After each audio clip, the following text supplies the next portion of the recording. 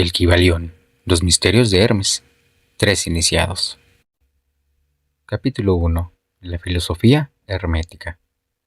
Los labios de la sabiduría permanecen cerrados, excepto para el oído capaz de comprender. El Kybalión. Desde el antiguo Egipto han venido las enseñanzas fundamentales y secretas que tan fuertemente han influido en los sistemas filosóficos de todas las razas y de todos los pueblos, durante centurias enteras. El Egipto, la patria de las pirámides y de la Esfinge, fue la cuna de la sabiduría secreta y de las doctrinas místicas. Todas las naciones han sacado las suyas de sus doctrinas esotéricas: la India, Persia, Caldea, Madea, China, Japón, Asiria, la antigua Grecia y Roma, y otros no menos importantes países se aprovecharon libremente de las doctrinas formuladas por los hierofantes y maestros de las tierras de Isis, conocimientos que solo eran transmitidos a los que estaban preparados para participar del oculto. Fue también en el antiguo Egipto donde vivieron los tan grandes adeptos y maestros que nadie después ha sobrepasado y que rara vez han sido igualados en las centurias que han transcurrido desde los tiempos del gran Hermes. El Egipto fue la residencia de la gran logia de las fraternidades místicas. Por las puertas de su templo entraron todos los neófitos que, convertidos más tarde en adeptos, hierofantes y maestros, se repartieron por todas partes, llevando consigo el precioso conocimiento que poseían y deseando hacer partícipe de él a todo aquel que estuviera preparado para recibirlo. Ningún estudiante de ocultismo puede dejar de reconocer la gran deuda que tiene contraída con aquellos venerables maestros de Egipto. Pero entre esos grandes maestros existió uno al que los demás proclamaron el maestro de los maestros. Este hombre, si es que se puede llamar hombre, a un ser semejante, vivió en Egipto en la más remota antigüedad y fue reconocido bajo el nombre de Hermes Trismegisto. Fue el padre de la sabiduría, el fundador de la astrología, el descubridor de la alquimia. Los detalles de su vida se han perdido para la historia, debido al inmenso espacio de tiempo transcurrido desde entonces. La fecha de su nacimiento en Egipto, en su última encarnación en este planeta, no se conoce ahora, pero se ha dicho que fue contemporáneo de las más antiguas dinastías de Egipto mucho antes de Moisés. Las autoridades en la materia lo creen contemporáneo de Abraham, y en algunas de las tradiciones judías se llega a afirmar que Abraham obtuvo mucho de los conocimientos que poseía del mismo Hermes. Después de haber transcurrido muchos años desde su muerte, la tradición afirma que vivió 300 años. Los egipcios lo deificaron e hicieron de él uno de sus dioses, bajo el nombre de Thoth. Años después, los griegos hicieron también de él otro de sus dioses y lo llamaron Hermes, el dios de la sabiduría. Tanto los griegos como los egipcios reverenciaron su memoria durante centurias enteras, denominándole el inspirado de los dioses y añadiéndole su antiguo nombre, Trismegisto, que significa 3 veces grande. Todos estos antiguos países lo adoraron y su nombre era sinónimo de fuente de sabiduría. Aún en nuestros días usamos el término hermético en el sentido de secreto, reservado, etc. Y esto es debido a que los hermetistas habían siempre observado rigurosamente el secreto de sus enseñanzas. Si bien entonces no se conocía aquello de no echar perlas a los cerdos, ellos siguieron su norma de conducta especial que les indicaba dar leche a los niños y carne a los hombres, cuyas máximas son familiares a todos los lectores de las escrituras bíblicas, máximas que, por otra parte, habían sido ya usados muchos siglos antes de la era cristiana. Y esta política de diseminar cuidadosamente la verdad ha caracterizado siempre a los hermetistas. Aún en nuestros días, las enseñanzas herméticas se encuentran en todos los países y en todas las religiones, pero nunca identificada con un país en particular ni con secta religiosa alguna.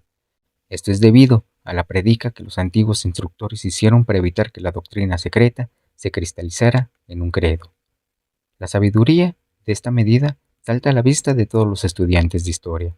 El antiguo ocultismo de la India y la Persia degeneró y se perdieron sus conocimientos debido a que los instructores se habían convertido en sacerdotes y mezclaron la teología con la filosofía, siendo su inmediata consecuencia que perdieron toda su sabiduría, la que acabó de transformarse en una cantidad inmensa de supersticiones religiosas, cultos, credos y dioses.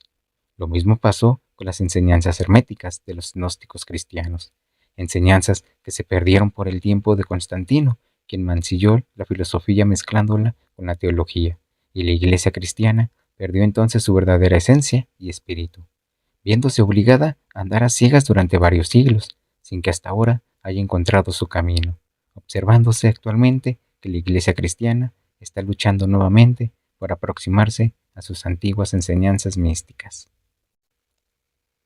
Pero siempre han existido unas cuantas almas que han conservado viva la llama, alimentándola cuidadosamente y no permitiendo que se extinguiera su luz. Y gracias a estos firmes corazones y a esas mentes de extraordinario desarrollo, tenemos aún la verdad con nosotros, mas no se encuentra en los libros. Ella ha sido transmitida del maestro al discípulo, del iniciado al neófito, de los labios a los oídos. Si alguna vez se ha escrito algo sobre ella, su significado ha sido cuidadosamente velado con términos de astrología y alquimia, de tal manera que sólo los que poseían la clave podían leerlo correctamente. Esto se hizo necesario a fin de evitar las persecuciones de los teólogos de la Edad Media, quienes luchaban contra la doctrina secreta a sangre y fuego. Aún en nuestros días no es dable encontrar algunos libros valiosos de filosofía hermética, pero la mayor parte se ha perdido. Sin embargo, la filosofía hermética es la única clave maestra que puede abrir las puertas a todas las enseñanzas ocultas.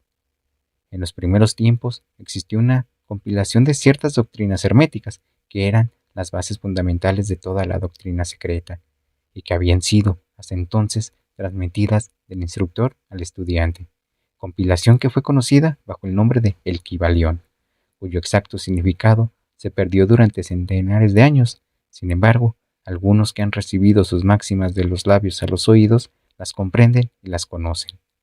Sus preceptos no habían sido escritos nunca hasta ahora.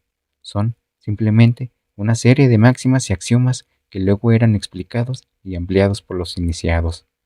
Estas enseñanzas constituyen realmente los principios básicos de la alquimia hermética, la que, contrariamente a lo que se cree, está basada en el dominio de las fuerzas mentales, más bien que en el de los elementos materiales, en la transmutación de una clase de vibraciones mentales en otras, más bien que en el cambio de una clase de metal en otro.